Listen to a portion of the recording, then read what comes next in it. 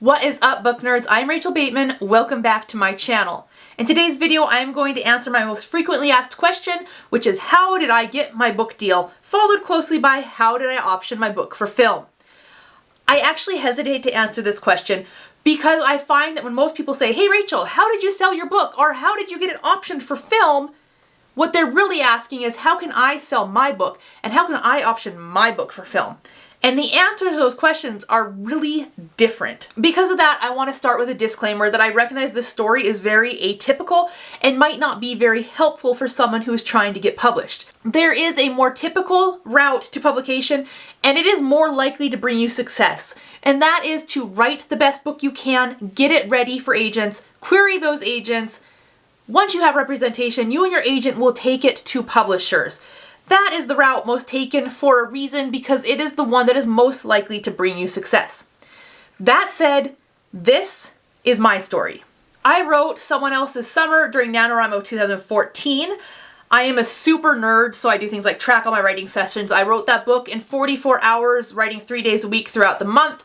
And after that, I spent about 15 hours editing it. Never before and never since have I written something that was so complete and clean on the first draft. And it was kind of a magical experience writing that book. Then I let it sit on my hard drive for like a year and 4 months probably. It just sat there for a long time. I thought I'd probably take that book traditionally. It worked well with the traditional young adult contemporary market. It had a good hook. It was something that I felt would do better in the traditional world than in the self-publishing world. But I was being lazy about it. I wasn't actively pursuing anything.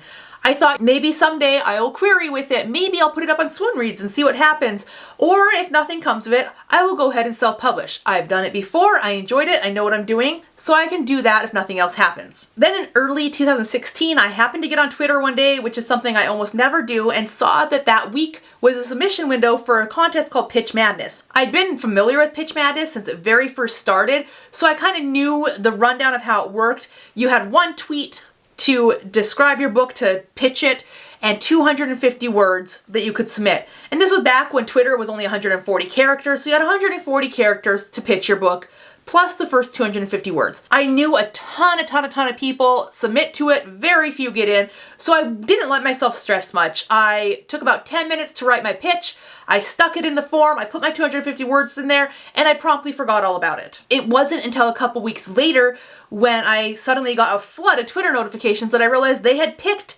the people who got into the contest. Now there were, gosh, like 2,000 entries that year, I don't exactly remember.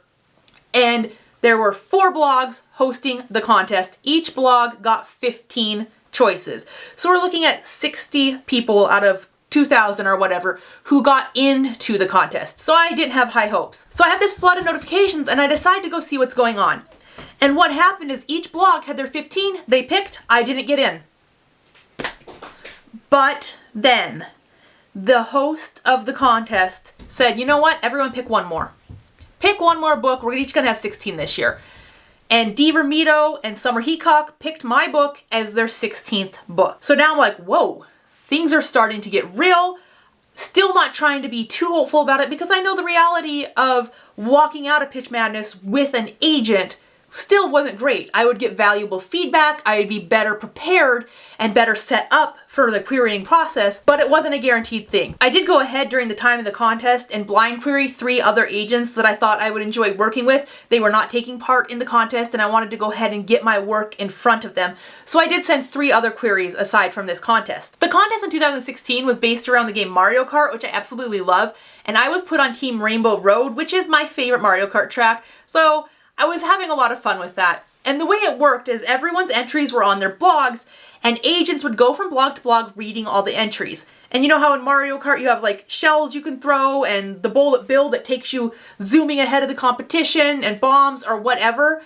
The agents had this small arsenal of these tools they can use to request certain amounts. You know, you throw a green shell and you want a partial, you throw a red shell and you're asking for the full, or whatever. The day came that they announced how things went, they released all the comments that were held back as the agents were playing, and Summer Heacock tweets that Liza Royce uses Bullet Bill to blast past 5 other agents to request my book.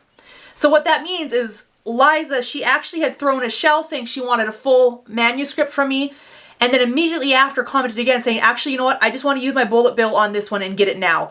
So what that meant is she got to jump the line ahead of other agents. I sent her the full manuscript first, and anyone else that requested had to wait 2 days before I sent them material. I also had heard back from 2 of the 3 agents that I queried at this point. One said, I'm already working on a very similar bucket list book with a client. I'm going to pass. I said, great, that's fine.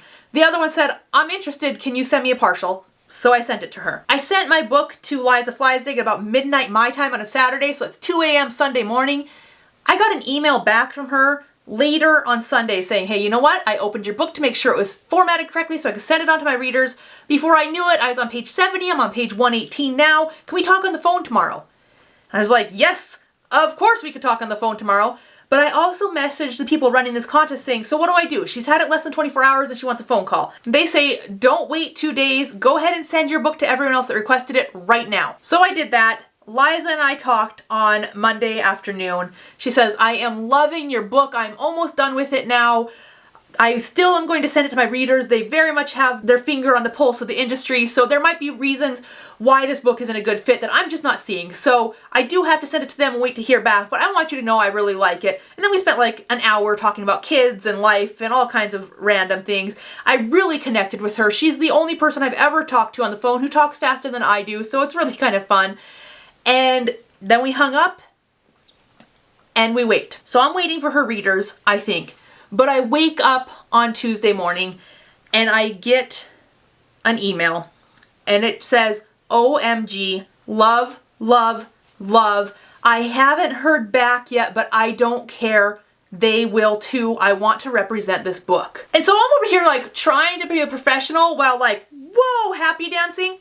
So I know that the thing you're supposed to do is give everyone else time to read. So I email back right away and say, that is amazing.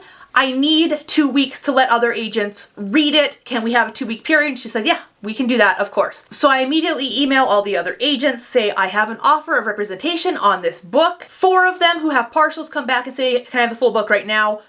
2 of them say, who is it? And I say, Liza Fliesig. They say, she's wonderful, we're stepping out. So we're going along, and it's like the longest 2 weeks of all time, y'all. At one point, poor Liza thought that I was holding out because I was really waiting for a better offer, and I'm over here like, I just been waiting 2 weeks because that's what you're supposed to do, is give everyone a chance. And it was the longest 2 weeks of all time. But some really weird, amazing, and kind of awkward things happened in that 2 weeks. So a couple days later, I'm in the parking lot at my kid's school waiting for him to get out of class, and I get a call from a private number. Normally, I would never answer a private number, but that's what Lizas Call on Monday came in as, so I'm like, just in case, I'm going to answer this one. Sure enough, it's Liza, and she's like, hey, so this is super awkward because I'm not your agent, but I was talking to a movie producer about another project, and I was still on this book hangover from your book, and I started talking about it, and she thinks it sounds great, and she wants to read your book. Can I send it to her, no strings attached? And I'm like, yes, please, of course, send my book to the movie producer. So she does. We hang up. Go back to waiting. The same day that she made that call, I heard back from a second of those agents that I blind queried. She says, you know what? I loved your book. I'm actually working with another author on a sister story right now. It's a conflict of interest.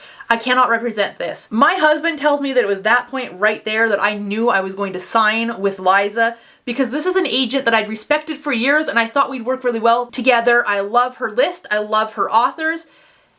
And when she rejected my book, I was not disappointed, I was relieved. And he said, that's the point, you should have just called Liza and been like, you know what, let's do this.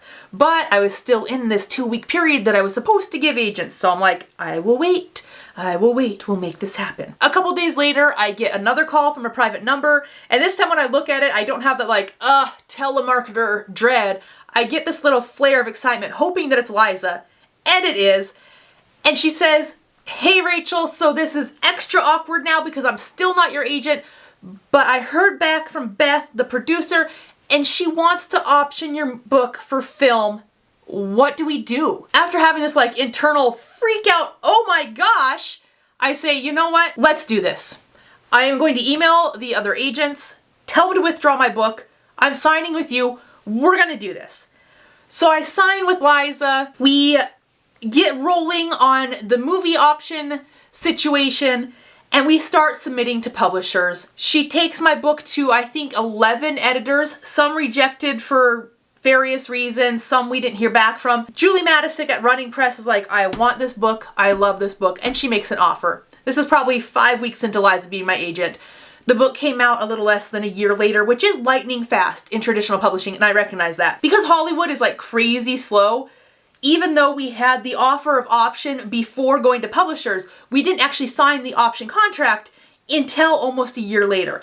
But that meant that we could sign that contract in the week that the book came out, and so the big announcements on Variety and everything saying, hey, this book is becoming a movie and Bailey Madison has attached herself to star as the main character. That all came out right at the time my book was publishing, which was a great little boost. That's my really non-traditional way I found my agent, my book deal, and my movie option.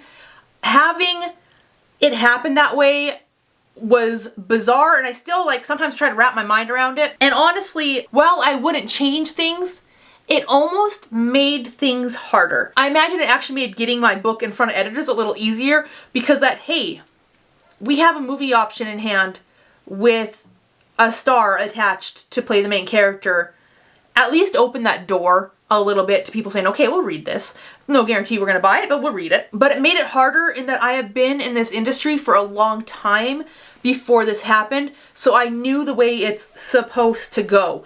I knew that it takes you book after book after book of trying and querying and being rejected and failing, and it takes years.